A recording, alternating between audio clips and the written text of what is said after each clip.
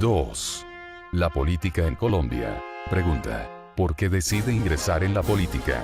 Ernesto. Decido postular mi nombre porque el país necesita un verdadero líder que no se deje corromper por el dinero y principalmente que trabaje por los intereses de todo un pueblo, desde los más humildes y desprotegidos hasta los campesinos, comerciantes, microempresarios y no para unos pocos monopolios nacionales e internacionales. Pero la principal causa fue porque la dirigencia política ha llegado a lo más bajo, como fue vender las empresas de servicios públicos domiciliarios, los cuales son patrimonio del pueblo y soberanía nacional, y están llevando a los pueblos al hambre y miseria con todas sus consecuencias. Pregunta. ¿Por qué aspira a la presidencia y no comienza como concejal o alcalde? Ernesto. Elabore una serie de proyectos, todos viables para ayudar al pueblo colombiano, y esto solo lo puedo hacer como presidente. Si aspiro a concejal sería uno de los más de 18.000 que hay en el país, si soy senador sería uno de los más de 100 que hay, y en medio de ese mafia sería muy poco lo que pueda hacer por el país. Pregunta. ¿Usted cree que con el argumento que es pobre o humilde la gente lo apoyará? Ernesto. No aspiro a ser presidente con el argumento que soy pobre o humilde, sino por los proyectos que tengo. Si hay otro candidato con mejores propuestas que las mías, me dicen cuáles y yo voto por él. Pregunta. ¿Este proyecto le puede generar problemas? Ernesto. Soy consciente que este proyecto me puede costar a vida, lucharé hasta que el Ser Supremo me lo permita, así sea exponiendo lo único que tengo como es mi vida. Además, en Colombia todos estamos amenazados. Pregunta. ¿Usted quién cree que puede atentar contra su vida? Ernesto.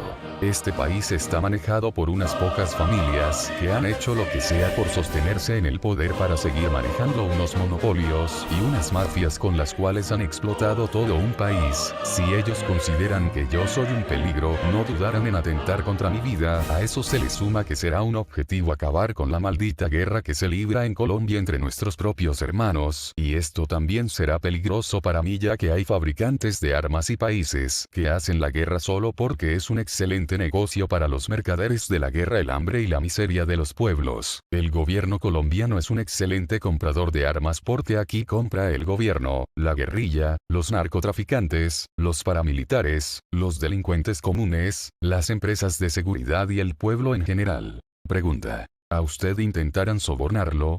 Ernesto. Se puede dar esa opción. Otra cosa bien distinta es que yo me deje sobornar. Tengo unos principios que no van a permitir que me deje sobornar por el dinero. Además, la corrupción es algo que vamos a acabar. Pregunta. ¿Cómo puede garantizar usted que no se dejará sobornar?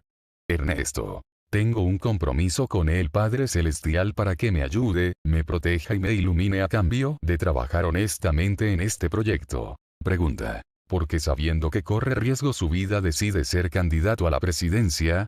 Ernesto. No seré un candidato más, nací para ser presidente de Colombia y cambiar la historia de este país. Colombia no volverá a ser la misma cuando entregue en 4 años al nuevo modelo político. Además, tuve unas revelaciones y debo hacerlo. Pregunta. ¿Cómo fue esa revelación? Ernesto. Sobre esto no puedo decir nada, pero si le digo una cosa, personas con grandes conocimientos en varias ocasiones me han dicho que tengo una misión humanitaria que cumplir. Pregunta. Volviendo a la política, ¿qué opina de Álvaro Uribe, expresidente de Colombia? Ernesto. Él llegó a la presidencia gracias a la corrupción política que hay en el país. Pregunta. Se dice que él tiene deudas con la justicia. Ernesto. Lo que sí le puedo decir es que cualquier colombiano que tenga deudas con la justicia o que haya quedado mal juzgado deberá pagar por los delitos cometidos, sean quien sea y esté donde esté. En Colombia no puede haber delincuentes paseándose por la calle o yates privados en el Mediterráneo como si no hubiera pasado nada, mientras el pueblo se consume en el hambre, la miseria y el desempleo por culpa de ellos. Pregunta. ¿Usted confrontaría su propuesta con los demás candidatos a la presidencia? Ernesto. Si los candidatos a la presidencia confían en sus propuestas y las quieren confrontar públicamente ante los medios de comunicación, así lo haré.